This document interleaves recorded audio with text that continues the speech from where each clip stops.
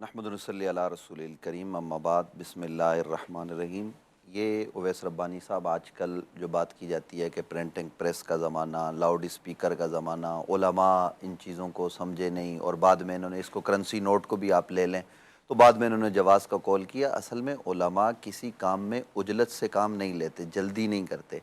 वो तहकीक करते हैं, वो रिसर्च करते हैं कि आया इसके जवाज़ की बात अगर हम करेंगे, एक नई चीज़ हमारे सामने आई है तो हम जवाज़ किस बात पर करेंगे। वो पूरी रिसर्च और तहकीक के बाद उन्होंने उसके जवाज़ की बात की और शुरू में किसी ने उसको हराम नहीं करार दिया, ये कहा कि इज्तनाब किया जाए। जैसे अभी यहाँ पे इस टेक्नोलॉजी के हवाले से, एआई के हवाले से बात की जा रही है कि भाई ये आप इससे फ़ायदा हासिल कर सकते हैं, लेकिन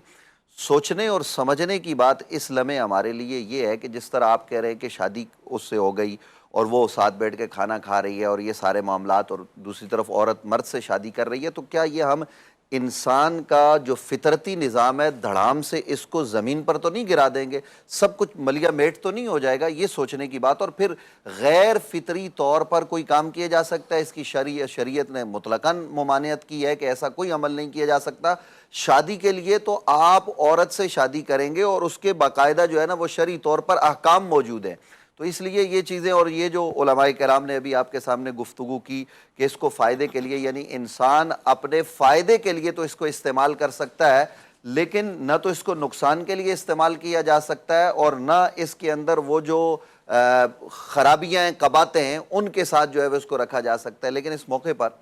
मैं आपसे इजाज़त लेते हुए ये बात जो है ना वो ज़रूर अर्ज़ करना चाहता हूँ कि ये जो सिस्टम इस वक्त जो है ना वो चल निकला है और तरह तरह की जो है ना वो चीज़ें हमारे सामने आ रही हैं कि जनाब इस वक्त ये हो जाएगा और ये हो जाएगा और फ़लाँ की शक्ल में, और जैसे अभी यहाँ नबुव्वत की बात हुई है कि जी आगे वो जो है ना वो आने वाले किसी नबी की खबर देगा माज़अल्लाह। तो ये चीज़ें क्या हैं?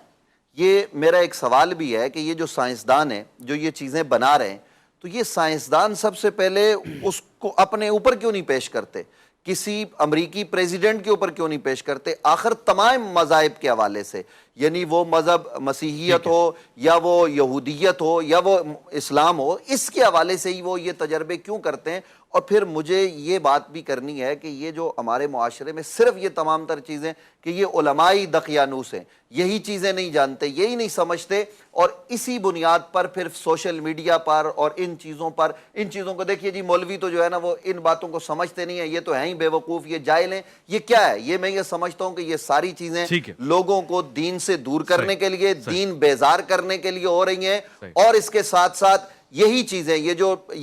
चीजें जो ये रोबोट्स वगैरह बन रहे हैं ना, हर आदमी का अपना नुक्ता है। मैं ये समझ रहा हूं कि ये हमें मजीद इल्हाद के करीब करेंगे।